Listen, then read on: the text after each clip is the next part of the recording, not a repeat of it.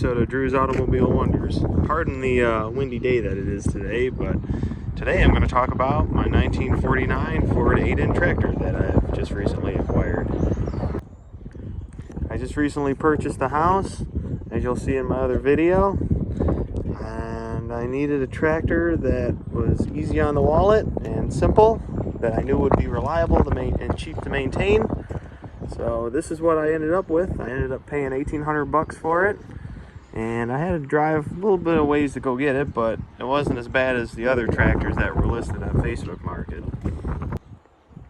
When I purchased this tractor, it originally came with a 6-volt system, and I bought it technically not running. The guy had it running, and when I went to go buy it, it quit running on him.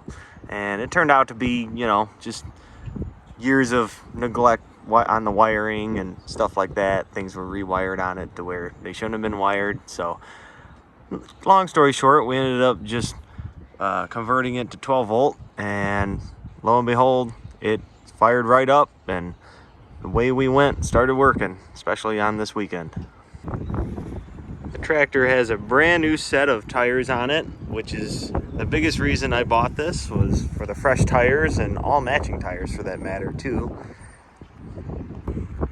As you can see, I've already been doing work with it, and everything works on it. The PTO works, the 3-point goes up and down, and it goes into every gear, and it lights right up. And I'll soon here give a demonstration of it.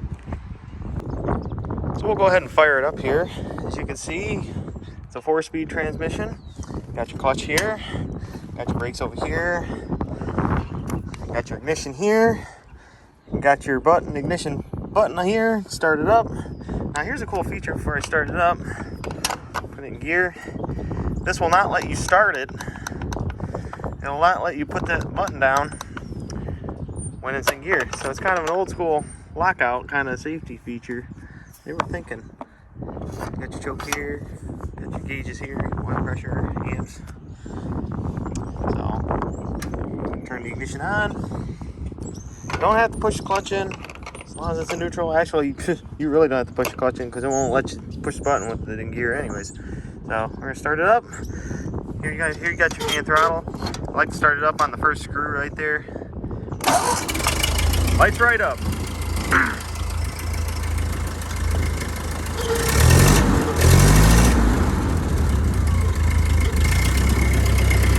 Give her a little bit more throttle.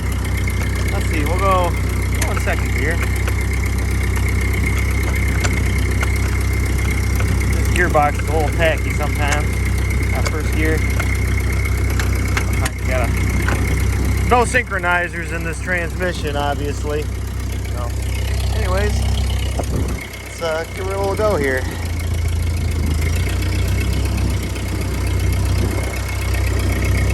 This engine makes approximately 23 horsepower and about 80 or 90 foot-pounds of torque. The gear reduction on this thing is incredible.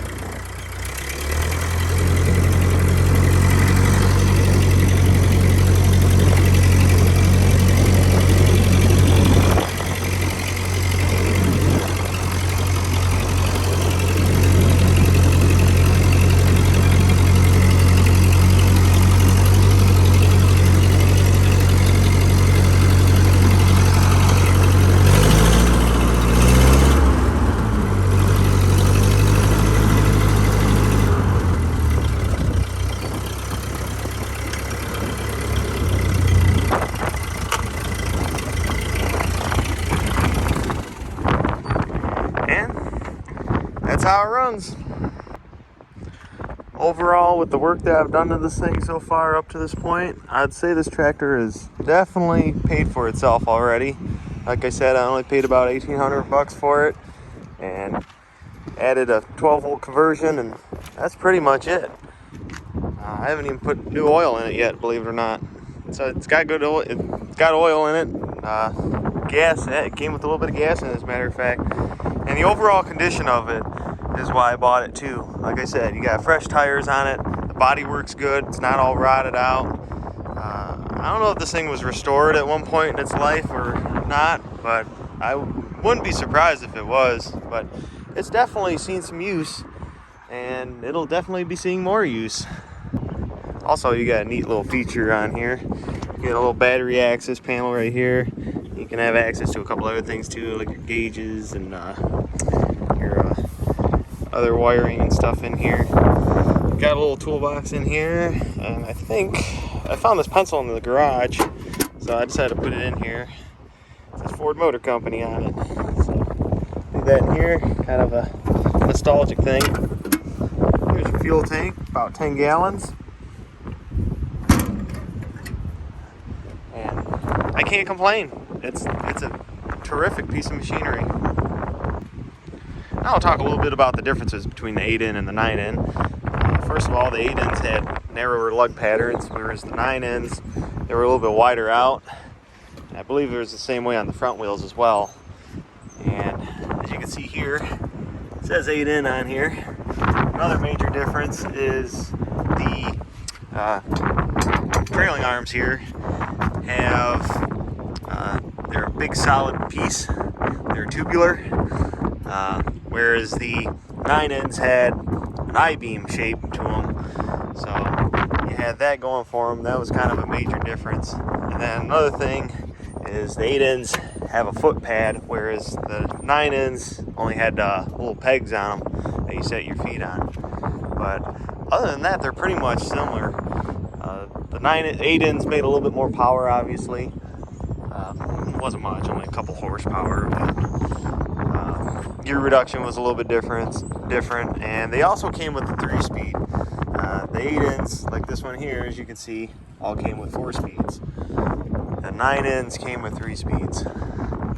But other than that, pretty much everything was, majority of the parts were carried over, pretty much remained the same. I also like that they kept the hand crank feature on these over the years, and I did not know this had a hand crank feature on it until I bought it, so I learned something new with that. I definitely want to get a hand crank, believe it or not, just for the novelty of it. See if I can hand crank this tractor over. As easy as it starts, I imagine it would. Well, I'm going to wrap this video up. Feel free to like and subscribe.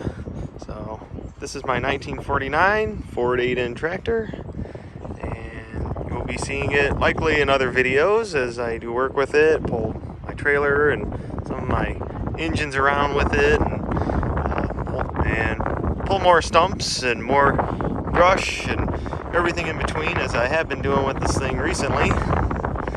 And meanwhile, take care, everybody. Later.